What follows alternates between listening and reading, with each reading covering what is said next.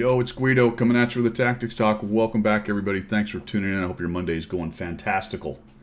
I hope mine's going fantastical. I don't know, though, because I'll be at work. We'll find out.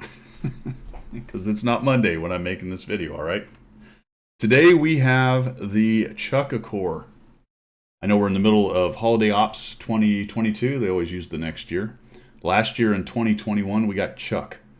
And this is the $4,000 Commander. The $4,000 Commander in the Chuck-A-Core. I ain't even kidding. It's probably more like $2,500. But anyway, it's a lot. It's a lot. We are here on Kharkov Dorf, spawned into the south, and we're going to talk about today, picking them apart. So we'll just kind of fast forward on this. No, I'm not going to do anything new or amazing here as far as positioning goes. I'm going to go where most light tanks go. We're going to fight over here in the field. It is something of a sideshow. You do want to avoid having the field collapsed, but as I'm looking at the deployment, I'm thinking, wow, I'm only going to get the 268, the Foch, and maybe whatever amount of help the T-92 decides to do right there. So I'm going to have to be careful. And you always have to be careful in the Manticore. You always have to be careful in any light tank, to be quite honest. And at tier 10, you've got to be careful as well. Oh my gosh, what's going on over here? Hold on. Got graphics stuff going crazy.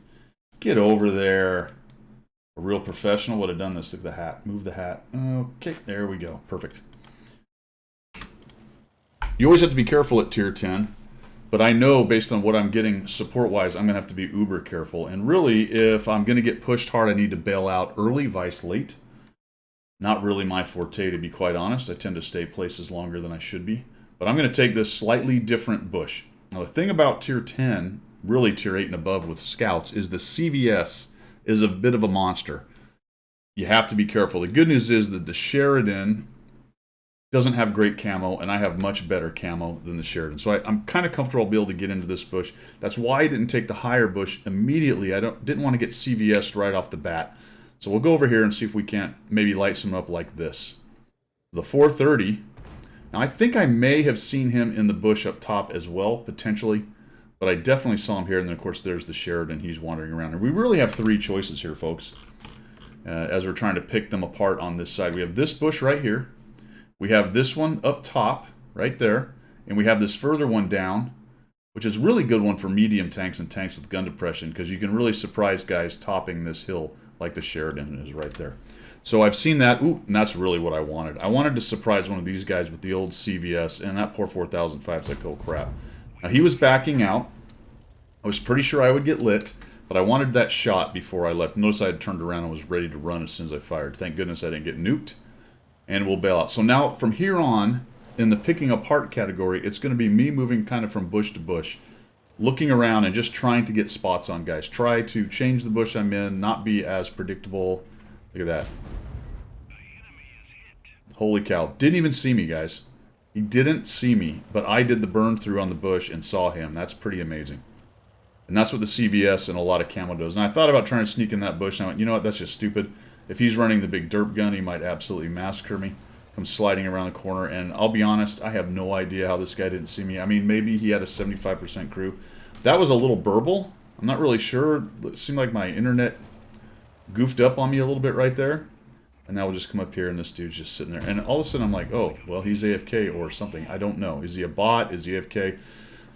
Unknown. I'll take advantage of it, though, and we're just going to keep on picking them apart. Now, this side, as I was discussing earlier, while I don't necessarily consider it the main part of the battle on this map, the critical terrain is really the city to a large extent.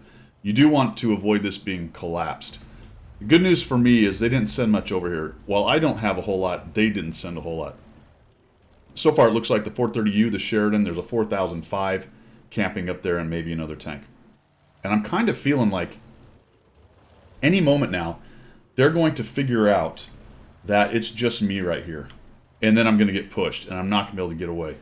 But I do like the 155 and the 268 up there because they're hammering people pretty hard. And that is going to dissuade people. So I go to that bush on the lower one. That's one I talked about earlier. And now I'm going to go up to this one. And again, I got a bit of weirdness on that. He gets lit, gets hammered, and I kill him. That's something I talk about a lot, and I'm immediately out there. I'm just going to assume I'm lit when I take that shot. I'm going to bail out. I don't want to get hit by the 261. There's something I talk a lot about with light tanks is killing near deads off when you have a chance. So take a little bit of a chance every once in a while as far as maybe getting lit to kill guys like that. And that's a good kill because getting rid of the other light tank gives me a bunch more freedom. A bunch more freedom. I actually get a shot on that Grill A without even being lit. The other thing about immediately backing out, and I call it kind of the courtesy dive or the courtesy maneuver right there, is you're going to have a much less chance, and I sneak a shot into him, of getting any return fire. And this tank's reload is so long, you might as well pull back and hide and not tempt fate. So we're just really going to... A lot of the power sliding and spinning around is just trying to avoid the Object 261 taking a pot shot at me. He hasn't so far, so I'm assuming he's busy elsewhere. We're going to move back to this forward bush here. Really like to find the 4005 or the Grill. Look at that. We find him. That's a CVS right there, folks. Although you can see the top of his giant turret sticking through a little bit right there. And down he goes. So now the 4005 is gone. That's a dangerous one for me to push on because he can delete this tank easily with one shot. Absolutely. So now I'm going to see if we can get in here and get rid of this 430U. He has very few hit points left. So if I can get a shot on him, I might be able to kill him. I'm kind of surprised I didn't see him right here. So we got the JPZ and the 705. I didn't get lit, so we're just going to hang here. A little bit of a rush shot. Let this thing zoom. And look how long the reload is on the old Chukka-Core. We're up to 2,400 damage and 3,300 assist. There we go. Get another nice little another 370 chucked on there for 2,843 chuck. See what I did there? And then we'll highlight. I came up here, up against that building right there, because I knew it would light anybody who was hiding on the other side. I'm not too worried about the 430 because I didn't get lit. I sort of expected maybe for him to be back here along this ridge, but he's really fallen back. Since I didn't get lit while I was messing around on this back edge, I was pretty sure he wasn't in there. So once I get up against this building, he really, unless he kind of comes all the way forward to here, he's not going to have a shot on me.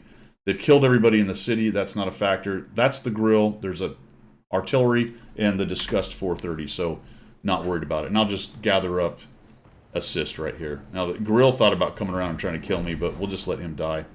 Then I find the 430U. Actually, somebody else does.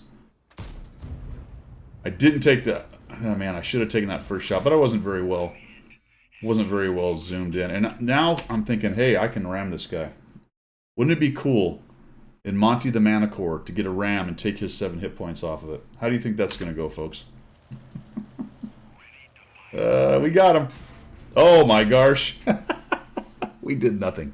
We did actually 0 damage. I rammed myself for 449. Got nothing out of it. Not a single daggum thing. He absolutely wrecked me.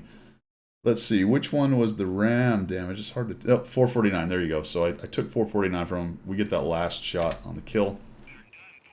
For the kill, and I think I missed this last shot. Good old Chukka-Core, man. It's the Ghost of Christmas Past right there, my friends. The Ghost of Christmas Past. The $3,000, I don't know what it is. It's like 25, 3,000, something like that. Commander. Based on all the gold and silver and stuff that I used on this guy. Picking apart a flank, taking a look at what you've got, playing according to that. There was a couple guys that had some huge damage. Obviously, this was a Rompel Stomp. 4,300 assists, 2,800. We didn't have a whole lot over there to fight, but based on what they sent over this way, we actually had fewer tanks over there. That was an advantage for us on the other side. The team absolutely wiped the floor with the other side over there. They weren't very aggressive on the side we were on. There's a lot of things that went well for us here in a Rompel Stomp like that. But I think it was more a exercise in kind of showing you how to be really careful on a flank like that with a scout and the things you can do if you have a permissive environment like that. Obviously, that gets a lot harder if there's a couple guys pushing me or doing anything like that. I'm running away and not having as good a time. And that team was really passive. Plus, their scout was pretty atrocious in there. However, it's not really if you run into that kind of situation. It's what you do with it. And so we end up with 2,850 damage. 4,318 assists for a nice little game with 2 kills in the old Monty the Manicore and a ram failure of epic proportions. That's all I've got for this Monday. Hope you guys have a good holiday ops week and are enjoying yourself. Well, I won't get into it. Just enjoy yourself. That's all I've got. See ya.